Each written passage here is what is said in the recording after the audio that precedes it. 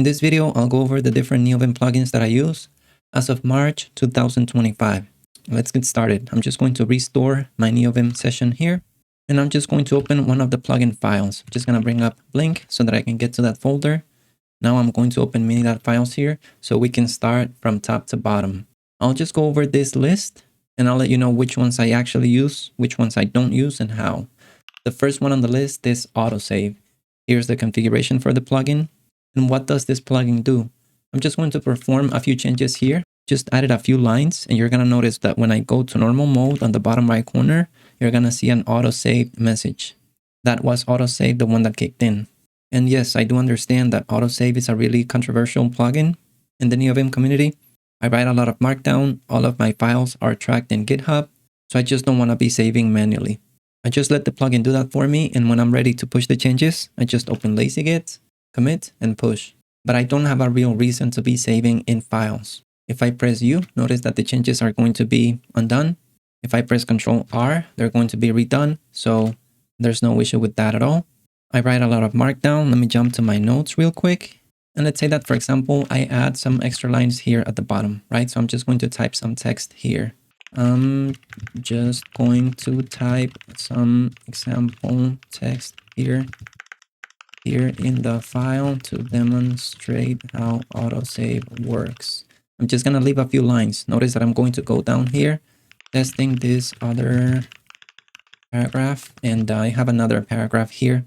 At the very bottom, let's add some text as well. Add some text here. Notice what's going to happen. Now that I exited out of insert mode, autosave kicked in, and autosave also formatted my file. Why? Because autosave triggers auto format for me. You're going to see in a little while what the plugin is for auto formatting. But if you want to learn in detail about both of these plugins, how I set up everything, I have a video, the one that is shown here on the screen. It's 43 minutes long, but I cover basically everything you need to know and everything I know about autosave and auto format. All right, so let's jump back to the next file then. That was autosave bind syntax. This is used for bind9 DNS syntax highlighting. I used it back when I was setting up my DNS servers. I haven't used it in a while. There's no configuration, but just add the plugin and that's it. The next plugin on the list is really important, which is blink.cmp. Let me open this file. Here is my entire configuration, and let me show you what Blink is. I'm just going to jump to my notes again.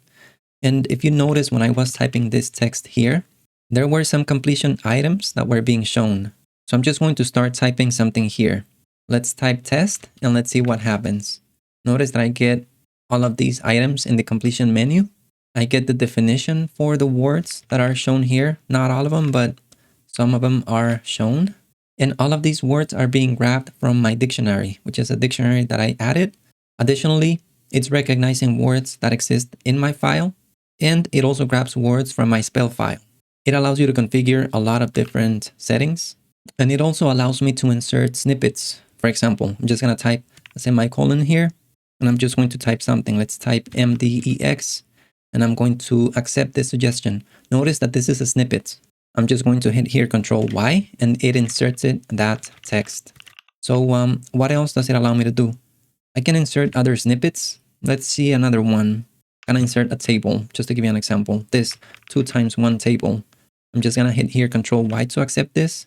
Notice that it has this first column. Just gonna type here test, and the first item 1. That's fine. Just gonna hit tab here, and it's just gonna jump out of the table. We're looking at two different plugins in action right now. Blink.cmp is the one that shows me the completion menu, and the one in which I configure my snippets is a different one. We're gonna take a look at it in a little while. I have several videos about blink.cmp. This is the first one that I released. Then I think it was this one, and then it was this one. I would highly recommend you to check them out so you can understand how to set up Blink, how it works, and basically all I know. Just a small disclaimer here on the right-hand side. Notice that I use the LazyVim distribution. If you're new to Neovim, there are multiple configurations that you can use. They are called distributions. The one that I chose to use is LazyVim, which by itself already comes with a few plugins installed by default. And the plugins that I'm listing here are installed on top of that. So just keep that in mind.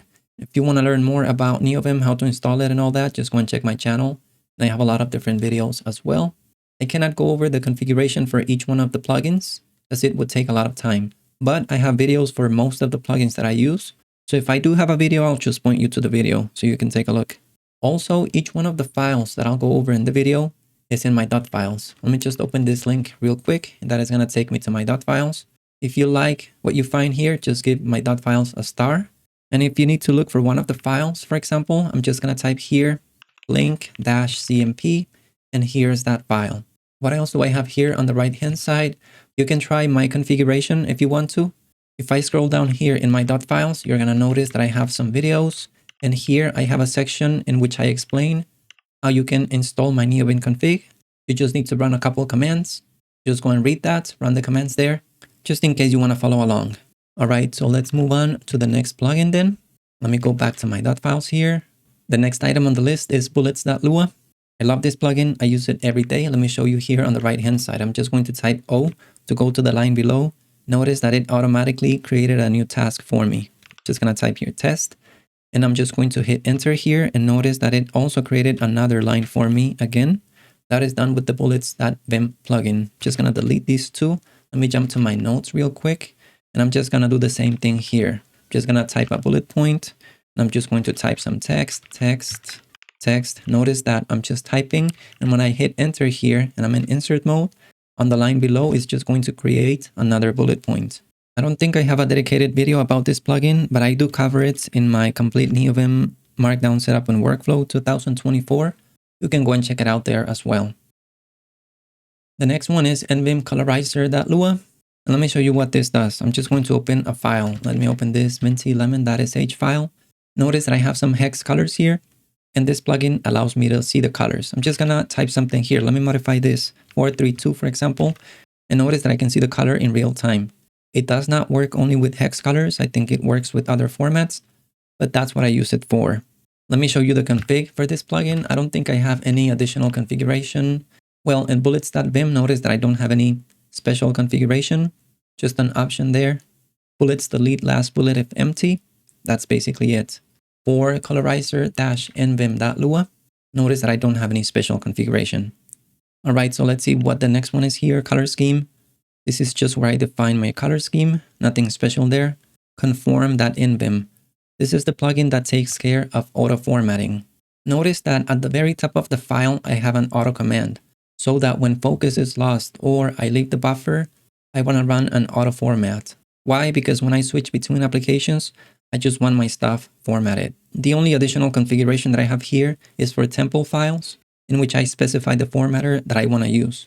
It was using an HTML formatter, I think, so I just set it to temple, and that fixed it. Again, remember that if you want to learn more about auto formats, I go over all of this in this video. All right, so let's move on to the next one, Copilot. I don't use this anymore. I did use it for a couple days, but I just canceled the Copilot subscription. The plugin works great, but it's just Copilot itself. It was not useful.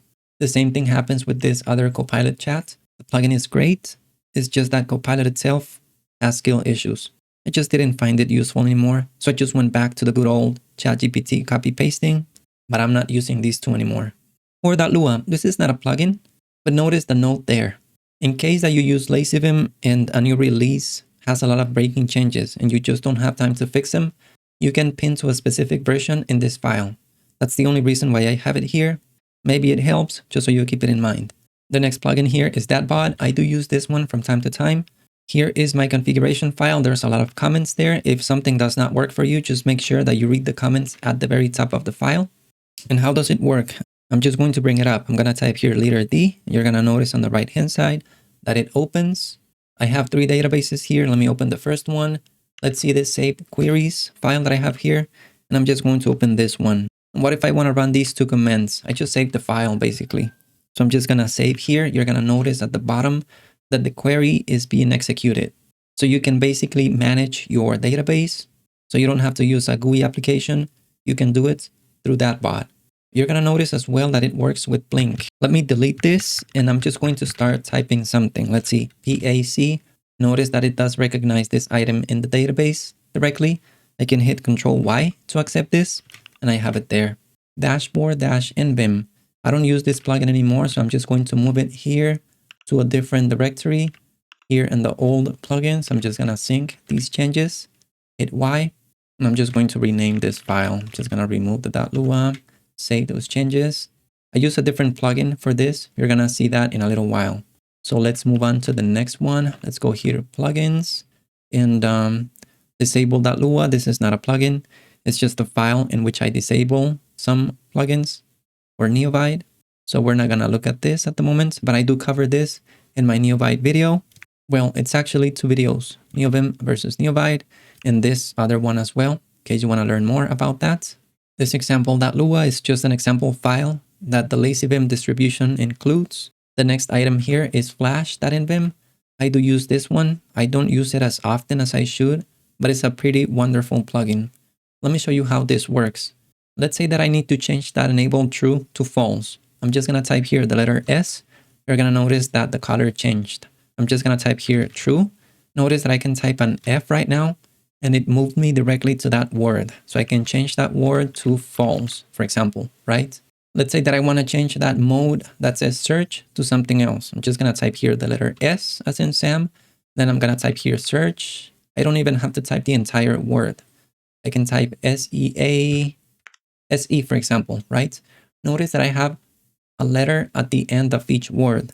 If I type the letter H, I'm going to jump to that section. So I can change that word to something else. Just to give you an example. I'm just going to undo these changes for both of the lines.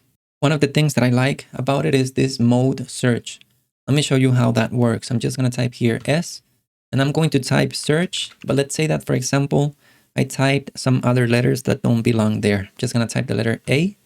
Notice that I'm still in Flash. So it doesn't matter what I type. It doesn't go out of the Flash plugin.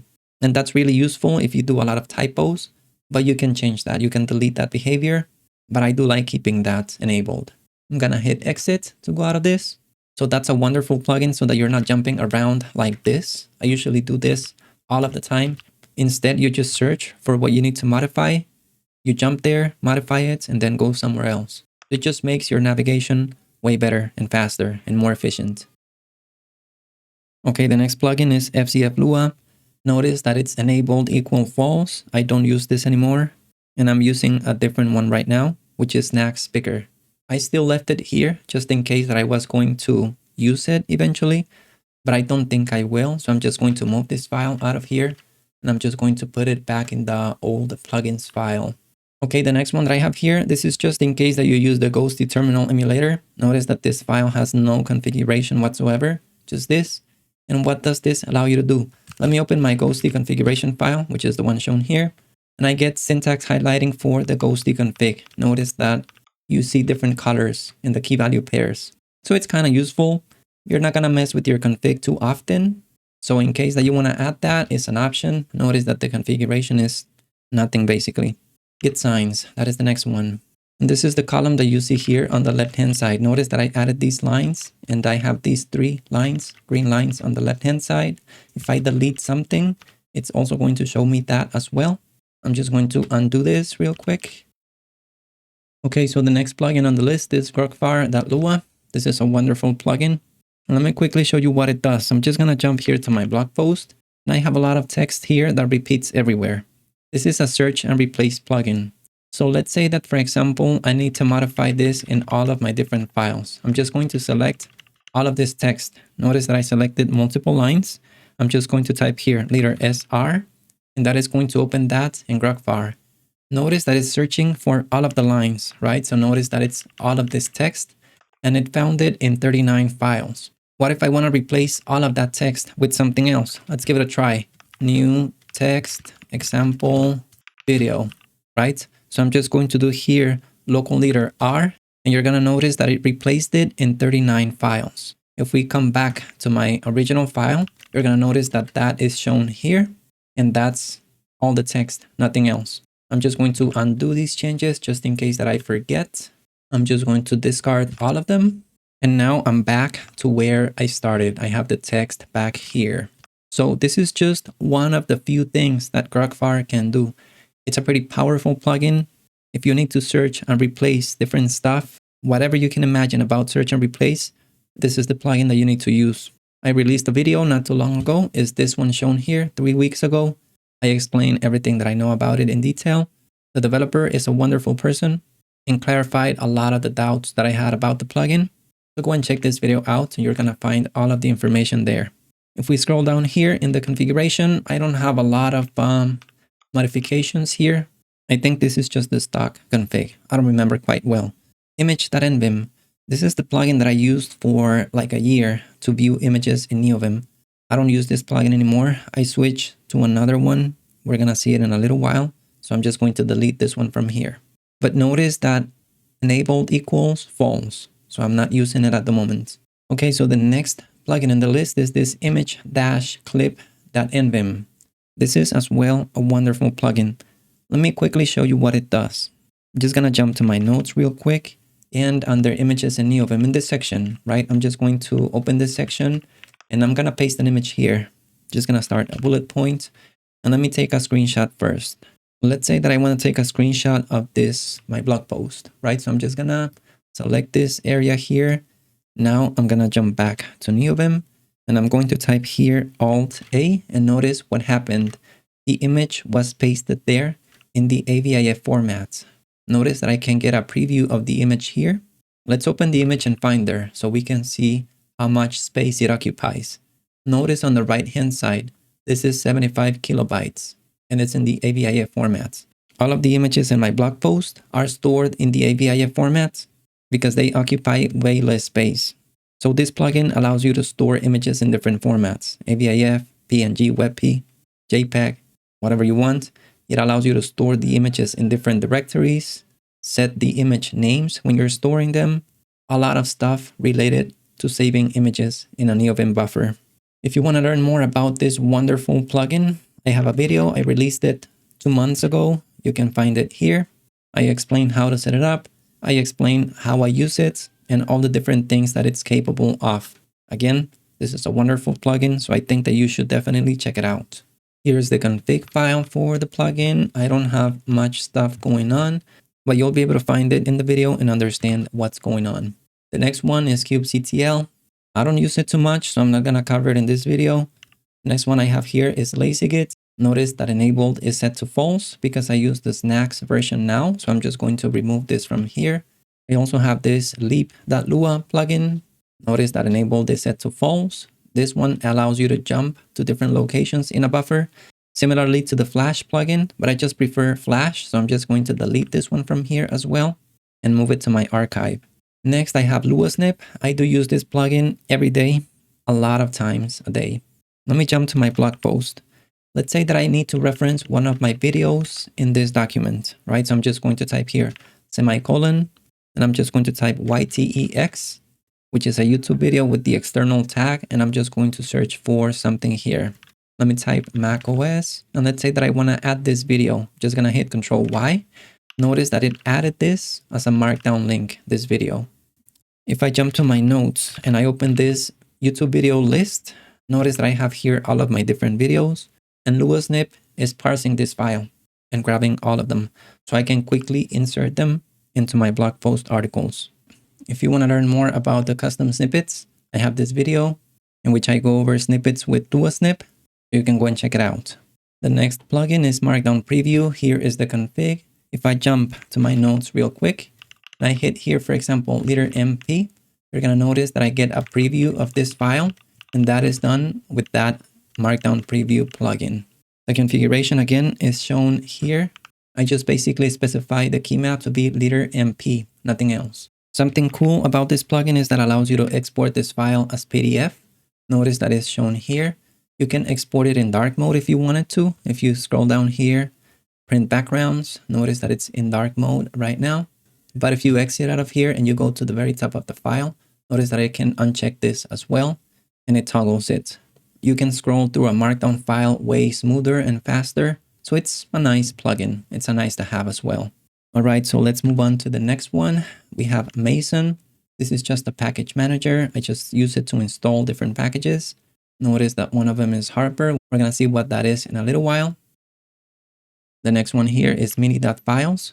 What is mini.files? Is the plugin that you see open right now. It's basically a file explorer.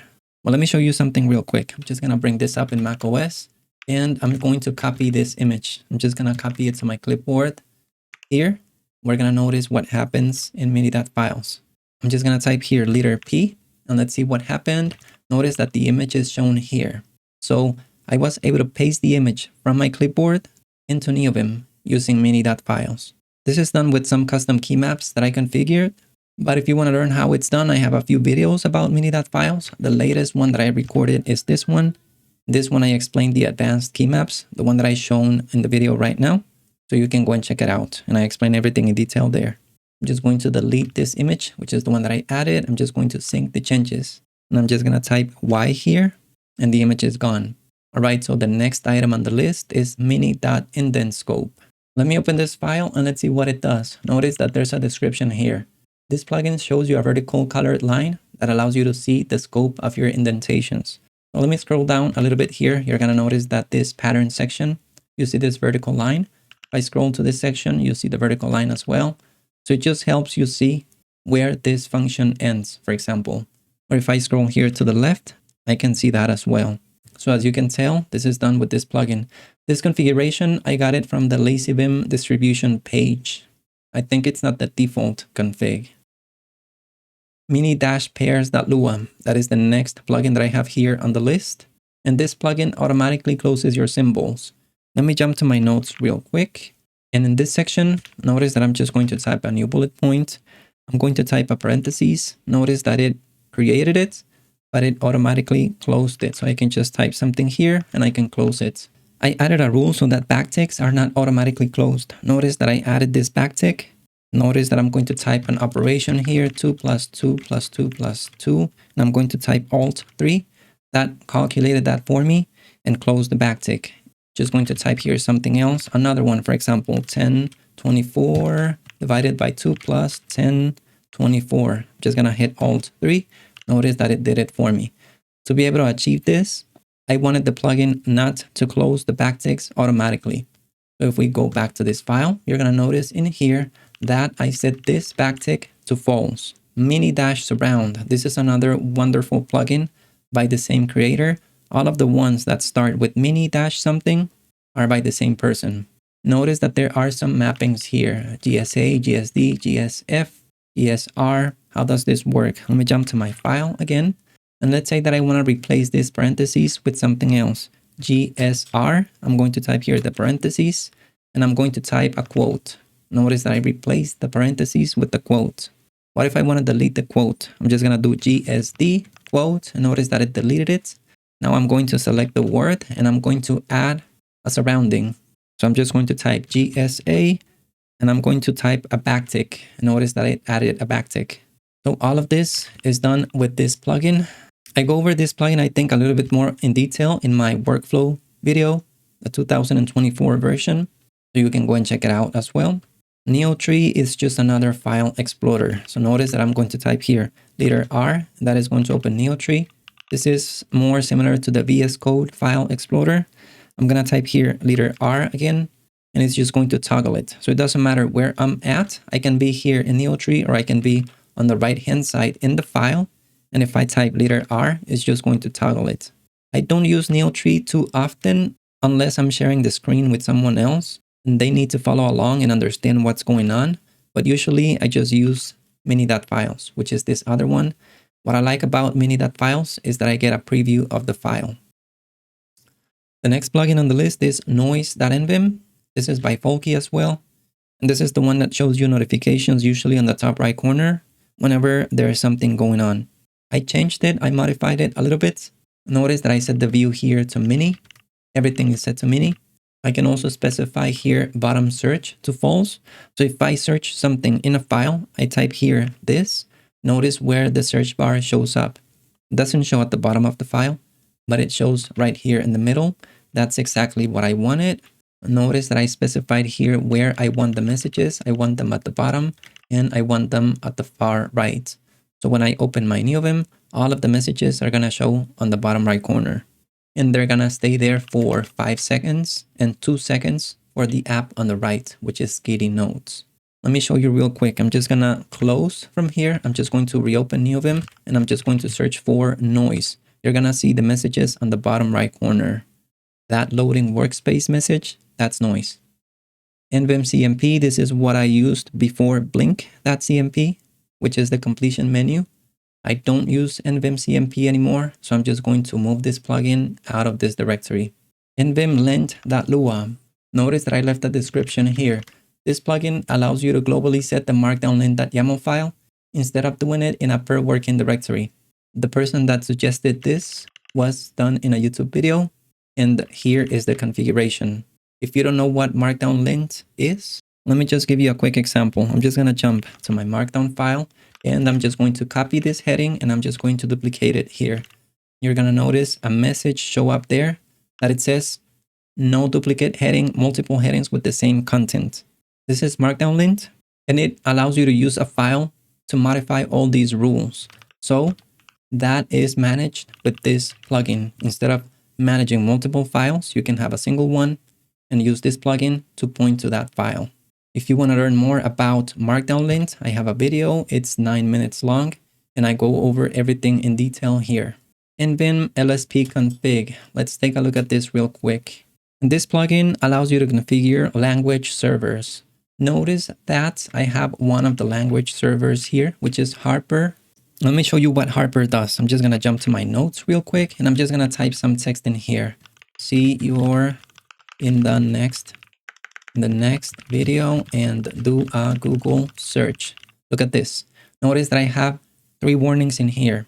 One of them, try to avoid offensive language. So I'm just going to switch this to face, for example.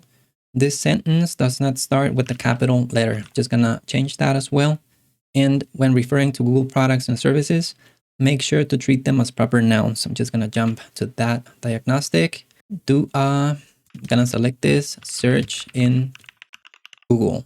So what is Harper? It's just a Grammarly alternative for Neovim.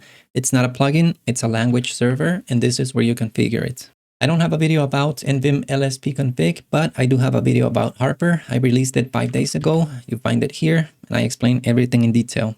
The next one, nvim-treesitter-context. Let's open this file. I usually leave a definition at the top of the files. Notice here, if on a markdown file, you're inside a level 4 heading, this plugin shows you the level 2 and 3 headings that you're under at the top of the screen. This does not work only in markdown files. Let me jump to a big file. I'm just going to open this blink.cmp file. Notice that I'm going to be scrolling down. At the very top on line 21, you see a return statement. If I keep scrolling down, notice that it remains in there because I'm inside that return. If I keep scrolling down, now notice that in line 19, I see that function. And if I keep scrolling down, I still see it there, right? Because I'm inside that function. Let's keep going down. Now notice that I have the opt sources and I keep scrolling down and I have the providers here. So I can keep scrolling down. So it just helps you to see where you're at so you don't get lost. Same thing happens if you're on markdown files. Notice that here I'm just going to expand all of the different headings. And here I'm inside images in Neovim. So if I keep scrolling down, I know that I'm under that section. Let's jump to another section. Notice that I'm here under testing marksman links. So I see that title at the very top. That is achieved with the plugin that we were looking at. This one shown here. Notice the configuration, max lines, I set it to 3, but you can modify that. Oil.nvim is just a different file explorer, similar to neo-tree, which is this one, or similar to mini.files. Oil, if I type here, the minus character is going to bring it up. I have never used oil, to be honest. I prefer mini.files, which is like a combination between neo-tree and oil. It gives you both functionalities. There's a lot of people that love oil. That's what she said. But not my cup of tea. People say that it's a great tool. It's really fast. You can go and check it out, but it's not my preferred one. Outline.lua. Let's open this file. There's not much config that I left here. Let's jump to a markdown file. Let me show you what this does. I'm just going to fold all my headings real quick, and I'm going to type here letter O. Notice what I have on the right-hand side. This is the outline plugin. And I can jump to a specific heading. Let's say that I want to jump to this 4th H6 heading. Just going to hit enter. Notice that it took me there, but it's just that my headings are folded because that's the way that I configure them. If I type letter O, just hides it. If I type letter O, it brings it up again. It just allows you to see all of the headings in your file. quite useful, to be honest. I don't use it too much nowadays because I mainly fold my headings the way that you see right now, and I navigate files that way with the headings folded. Before I forget, if you want to see a comparison between the 3 plugins, mini.files, neo-tree, and oil, I have this video. You can go and check it out. I also have a video about this outline plugin, but it's kind of old. It's just 2 minutes long. There's not much to see there. You just grab this config, and that's basically it. Project Explorer, I don't use this too much. The plan was to use it with Neovim, but I rarely use it, so I'm just not gonna cover it here. Render Markdown. I do use this plugin a lot. This is what allows my files to look like this. Look at the headings. They have different colors. Notice the symbols that they have there. The number 3 because it's a level 3 heading, level 2 heading. Let's see how the links look. Notice that this link is like a book. So that means that this is a link to another file. So if I type here GD, it's gonna take me to that other file. The jumping between links is not done by this plugin. I just wanted to show you the symbol, right? Notice that this plugin renders the code blocks like this. I can see the bash and the symbol there. Let's also look at the callouts. Where are those? Let me scroll here. Notice that it has some callouts as well. Notice the symbols and the colors. So this is done by that plugin. Notice that I'm going to add a link here to my .files. .files latest. I'm just going to accept this. Notice that the symbol down there is the GitHub symbol. So that is done by this plugin. It's a wonderful plugin. You should definitely check it out. It has a lot of options here that you can configure. I have a video about this plugin as well. It's the one shown here. I released it 6 months ago. And I basically go over everything I know about it in the video. So go and check it out. Snacks.lua. This is a big plugin. Let's go to the very top of the file. It includes several different plugins in one. That's why it's called Snacks. When I type here space or liter space, notice that I get this file picker, right? And let me search for something here, .avif. Notice that I searched for images and I can see the images there on the right hand side, like in a preview. I can also search for files. This is the way that I navigate between my different files. Let's say that I need to go to the blink file, just search for it. I hit enter and it takes me there. If I want to see which buffers I have open, I'm just going to type here capital H. Notice that I have 11 buffers open here, which is 11 files. I'm just going to close the ones that I don't need. I don't need this one, this one, this one. I don't need any of these here to the bottom, and I don't need blink as well. I'm just going to type D here. That is going to close all of them. So I'm just left with this buffer alone. The picker that I just showed you is covered in this video. I released it a month ago. Why I'm moving from telescope to snacks picker. Go and check it out. I cover everything that I know about the plugin in detail, how to set it up, its different configs, and all that stuff. So that's one of the snacks. Let's move on here and let's see if I can find another one. Here I'm under picker. If I keep scrolling down, let's see where is the other one. LazyGit, that is a different snack. So if I open this, Alt-G in my case, it's gonna show me this LazyGit menu. I can scroll in this preview. So pretty nice, wonderful actually. Let's see, this is another snack, notifier, styles, image. This is wonderful. This came to replace the plugin that I used before, which was image.nvim. So if I jump to my markdown files here, I'm just gonna fold the headings. Now I'm gonna go to the images in Neovim section. And let's go here to the image.nvim to view images. Notice that I can see this image on the right hand side. You can also see this one, this one, this one, this one, and even this one that is being loaded from a URL. And that is done with this other snack, which is called image. I also have a video about that plugin, we could say. I released it a month ago. I also cover everything in detail there. So go and check that one out as well. Let's keep scrolling down a little bit. Dashboard, that is what you see here when you open Neovim. Exactly this.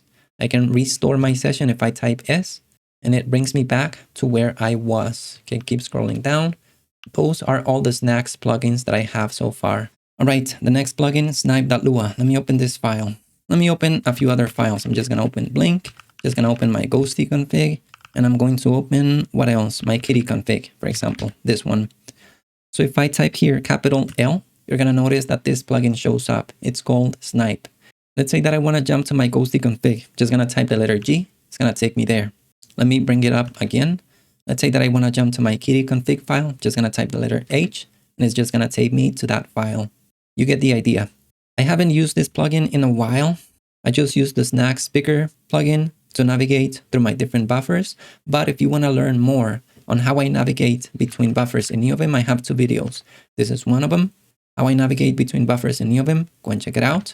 And I also have a dedicated video about Snipe, in which I compare it to Harpoon, which is another plugin that we're going to look at in a little while. So I would also recommend you to go and check this video out. The way that I navigate files as of today is like this, capital H. It opens this Snacks buffer plugin thingy. Notice that I have 4 buffers that are open, so I just navigate between them that way. If I want to close them, I just hit tab, tab, tab. I hit D to delete them, and I'm good to go. Let me just hit enter here to go to this file. And let's jump to the next item on the list, which is Stay Centered.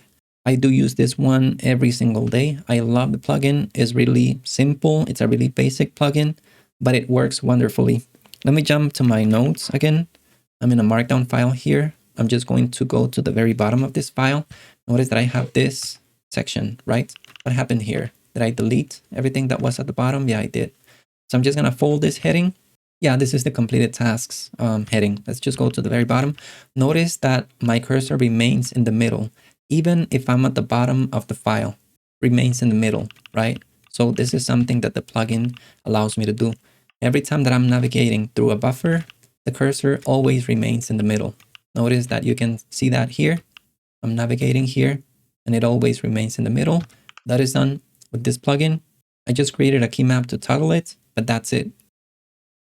Telescope, frequency, and telescope. I don't use both of those anymore, but I do have videos about them. Let's see. Here is telescope frequency. You can go and check it out. I also covered telescope in this other video. And it's just basically the way that I used to navigate files previously. Before I used the Snacks Picker plugin, I used telescope. I did use that for a long time. I used both of these. I don't use them anymore, so I'm just going to grab them and I'm going to move them to my archive. All right, so the next item on the list is tree sitter. I do use this. If I jump to my notes, you're going to see it in action. Notice that I have here my code blocks. They have different colors. This is tree sitter in action. Notice that I left a note here. SQL wasn't showing in my code blocks when working with markdown files, but that was because it was missing from here from tree sitter. Notice that these are the languages that I have installed. You can see the list there. And that's the way that I manage them. If I need to add or delete something, I do it through this file. The next one on the list is trouble.nvim, another plugin by Folky. Let's jump to the browser. You're going to notice here that this is trouble. A pretty list for showing diagnostics, references, telescope results, quick fix, and location lists to help you solve all the trouble your code is causing. You can see all of the different items in the image that is shown here. This one already comes in the LazyVim distribution. I don't know why I added the file here. Maybe because I needed to modify one of the default configurations. I think this one. I don't remember. But you don't have to worry about installing this. If you use the LazyVim distribution, you're already going to have this plugin installed. This other one, I just installed it for testing a few things. I'm not going to cover this. This is for list files in macOS. I think it provides syntax highlighting. I don't remember. I don't use it often at all. Vim Tmux Navigator. I do use this plugin. Notice that I left a note here. This plugin allows me to switch between Neovim and Tmux panes using control-vim motions. Notice the note here. For this to work with Tmux panes, you also need to install the same plugin in Tmux. So what is this? I'm just going to hit here Alt-T and notice that I get a Tmux pane at the bottom. I'm just going to do here Control-K. It's going to jump up to Neovim. Just going to do Control-J and it's going to jump to the other Tmux pane. The Tmux pane that you see here at the bottom is not inside Neovim. That is outside Neovim. So this plugin is the one that allows me to jump between the two. I'm just going to hit Alt-T here to hide it. Let me open my Tmux configuration file. Here it is. And I'm just going to search here for Navigator. And where is it? Here it is. Notice that I have the plugin installed in Tmux as well. If you want to learn how I set up the toggle in Tmux, I have this video. I explain everything in detail there, so you can go and check it out. Vim Visual Multi. I don't use this plugin often, but I do have it there. I'm not going to cover it in this video. I learned about it because of this video. Let me show it to you real quick. This one, multi-line editing in Neovim by Andrew. Wonderful video. If you want to learn more about it, go and check this out. The next item on the list is vert column. Notice that the configuration is very simple, not much to discuss here. And what is this for? It's the line that you see here on the right-hand side of the file. Notice that I have that line at 80 characters. And what do I use that for? If I jump to my notes again, you're going to notice that all of the lines in this file do not pass that 80 character line. The plugin itself does not do that. The plugin is just so you can see where the 80 line is. If you want to learn how to set up the 80 line limit, I explained that in this video as well. Which key? I'm not using this plugin too much anymore, but if I type here leader, you're going to notice that which key shows up. I configured it to show up like, I don't know, 3 seconds after I type space. So if I type the letter G, it's just going to show me all the key maps that are inside this key. I don't use it anymore. What I do is that I use this other snacks picker key map, which allows me to go through all my different key maps. So let's say that I search here for the word repo. Let's see what shows up. Create a GitHub repo, open current files GitHub repo link. So I can select it from here, or I can see, okay, so it's leader F capital G. If I hit enter, it's going to execute the key map, which is nice. So that's what I use now when I don't remember what a key map does. But which key is what I used before? And Yasi, I never used it. I just have the file there. I'm not planning on using it, but someday I will compare Yasi to mini.files, which is the explorer that I use, or I don't know, whatever I'm going to be using at that point. I tried Yasi, just didn't cut it for me. Doesn't have the features that I want and that I need. All right, so I did cover all the plugins. Before I let you go, I just want to thank the supporters. I have them listed here, each one of them. Just want to say thanks to each one of you for all the support. What else do we have here? Push GitHub changes. I don't have any changes right now. Well, just in case that you go and you see things differently. The plugins that I removed, notice that I deleted all of these files. They have the D on the left-hand side, and I moved them to this old plugins directory. So just gonna commit all of these changes. Removed unused plugins. I'm just gonna hit enter here, and I'm just going to push these changes so you can have the latest changes there as well. Okay, so I already did this. Push GitHub changes. In case that you want to join Discord, I do have a server. I don't know, we have around 130 members as of today, I think. There's discussions going on there almost every day. A lot of people helping out. So just thanks to everyone that is in Discord and that is active. And thanks to everyone that watched this video till the very end. Really appreciate that. If you like the video, give it a thumbs up. If you like the channel, subscribe. Hope it's useful. If you have recommendations, let me know in the comments, and I'll see you in the next video.